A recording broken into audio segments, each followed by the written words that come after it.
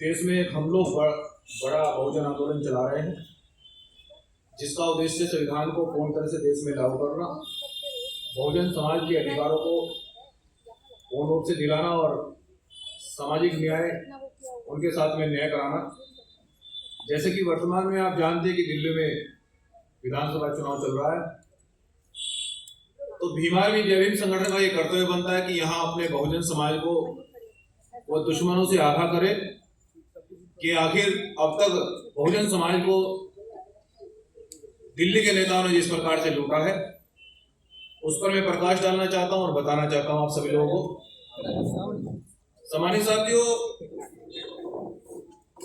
एक दशक से जिस प्रकार से वर्तमान दिल्ली सरकार ने दलितों का, पिछड़ों का, अल्पसंख्यक आदिवासी वर्गों का उत्पीड़न हुआ है और हमारे बहुत वरिष्ठ साथी, हमारे कैबिनेट मिनिस्टर माननीय राजेंद्र पाल गौतम जी भी हमारे बीच में पहुंचे हैं। इन्होंने सरकार में देखा है कि किस प्रकार से हमारे लोगों का मूर्ख बनाया जाता है। सबसे पहले अगर हम बात करें दलित की, कि 10 सालों में दलितों की गटर में दम घुटने से 94 लोगों की मृत्यु हुई है, जिसमें से 34 मामले न्यायालय में लंबित हैं और किसी भी मामले में अभी तक न्याय नहीं मिला है। मैं देश की मीडिया के सामने सरकार से पूछना चाहता हूं कि क्या दलित गटर में मरने के लिए पैदा हुआ? क्या दलित मृत्यु के लिए पैदा हुआ है? ये दलित कब तक बोझ उठाएगा? क्या दलितों के लिए अभिशाप बन चुका है कि दलित गटर में मरेगा? ये दिल्ली सरकार ने क्या तमाशा बना रखा है? आखिर वो किसका बेवकूफ बना रहे हैं? ये बड़ा सवाल है। उसके बाद में 2013 में स्वच्छ अभियान अधिनियम 2013 बना। उसमें लागू हुआ कि अब जहां सरकार को ये लगे कि ये यहां गटर में बड़ा हादसा हो सकता है, वहां सफाई कर्मचारी को गटर में नहीं उतारा जाएगा। उसके बावजूद भी गटर में मरने वालों की संख्या नहीं रुकी है। सर, ये बहुजन समाज का क्या तमाशा बना रखा है दिल्ली सरकार ने? सर, क्या हम लोग मरने के लिए पैदा हुए हैं? ये संविधान में कहां लिखा है सर कि एक व्यक्ति मजदूर परिवार में पैदा होगा और वो मजदूरी मरेगा? ये संविधान में कहां लिखा है? और जिस प्रकार से दिल्ली सरकार के द्वारा यहां जितने भी लोग गटर में मरे, केजरीवाल सरकार ने कितनों को मुआवजा दिया, कितने लोगों को उन्होंने न्याय दिया, पुलिस अधिकारियों को बचाने के लिए सारे सबूत मिटा दिए गए, जिससे कि क्या उनके नेता बोलने वाले नहीं? हम दिल्ली सरकार से बताना चाहते हैं कि अब नेता को कुर्सी से खींचने वाले नेता तैयार हो गए, दिमाग में भ्रम है तो दूर कर लें। बिल्कुल नहीं, बहुजन समाज का उत्पीड़न किसी भी रूप में बर्दाश्त नहीं किया जाएगा। अगर अब दलित गटर में मरेगा, 302 का मुकदमा उस अधिकारी पर भी लिखा जाएगा जो वहां के नगर पार्षद, नगर निगम के लोग होंगे और वहां के जो नेता होंगे, सब पर मुकदमा दर्ज होगा। ये भीम आर्मी जय भीम संगठन का कार्यकर्ता आपसे वादा कर रहा है। और उसके बाद में सर, जिस प्रकार से यहां बाबा साहब डॉक्टर अंबेडकर, शहीद आजम भगत सिंह की फोटो सरकार लगा रही है, बाबा साहब डॉक्टर अंबेडकर जी की प्रतिमा पर माला और उनके दिए हुए अधिकारों पर और उनकी विचारधारा पर ताला, ये क्यों? बाबा साहब डॉक्टर अंबेडकर का नाम लेते हैं, आपने क्या शिक्षा ग्राफ क्या है दलितों का, दलित पिछड़े अल्पसंख्यक आदिवासियों का? सर, कितने लोग आपने विदेश पढ़ने के लिए भेजे हैं? सर, कोई डाटा है आपके पास? और मैं एनसीआर डाटे पर बात करना चाहता हूं जो ऑन रिकॉर्ड है। सर, 94 लोगों की मृत्यु हो गई है 10 साल में। 2006 में प्राइवेट कंपनी ने बिहार से राजेश मेहता को सफाई कर्मचारी के लिए उसको एक कंपनी को वहां से बुलाया।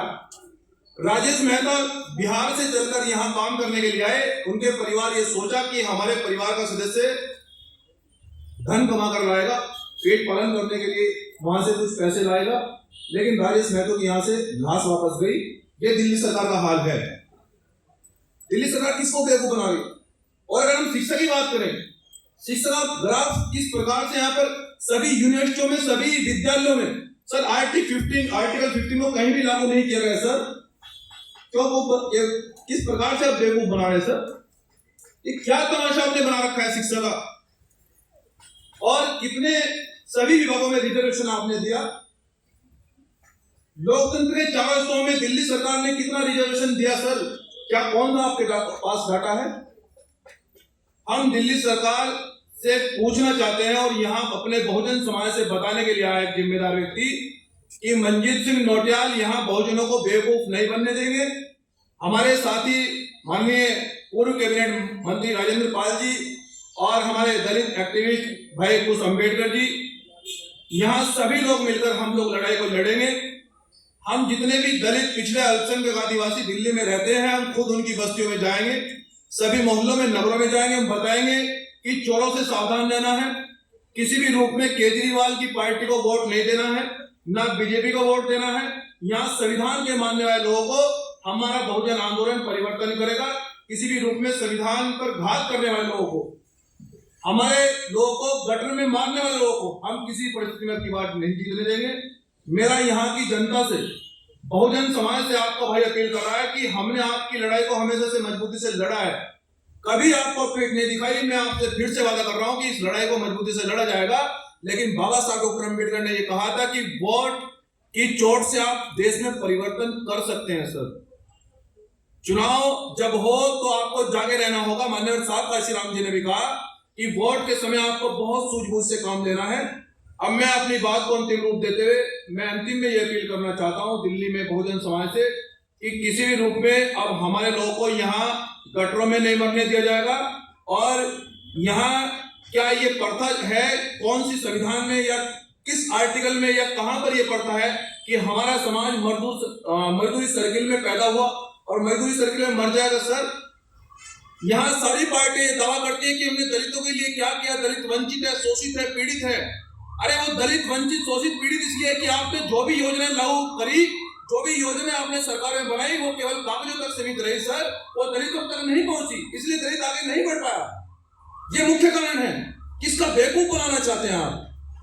इसलिए मैं बहुजन समाज से मैं विशेष कर ये अपील करना चाहता हूं, ये कहना चाहता हूं कि अगर आप अपने पूर्ण रूप से अधिकार लेना चाहते हो, अगर पूर्ण रूप से आप संविधान को लागू कराना चाहते हो, तो ऐसे चोरों से, ऐसे बहरूपियों से कि जो 10 साल में 94 लोग हमारे गटर में दम घुटने से मर गए, एक व्यक्ति को न्याय तक नहीं मिला, किसी को मुआवजा तक नहीं मिला, और बाबा साहब डॉक्टर अम्बेडकर और शहीद भगत सिंह जी की फोटो लाकर ये जनता मूर्ख बना रहे हैं। जनता मूर्ख बनने वाली नहीं है।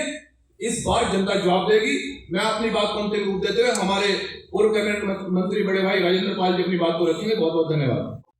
जय भीम साथियों, मेरा नाम है माही, जिसका आपको था बेसब्री से इंतज़ार। बहुजन समाज का ऐतिहासिक कैलेंडर 2025 अब आपके बीच आ गया है। आप अपना कैलेंडर आज ही बुक करवाएं। आप मुझे मेरे नंबर पर कॉल कर सकते हैं या अपना कैलेंडर बुक कराने के लिए मुझे व्हाट्सएप भी कर सकते हैं। मेरा नंबर है 9910886670। आप मुझे अभी कॉल करके अपना कैलेंडर बुक करा सकते हैं।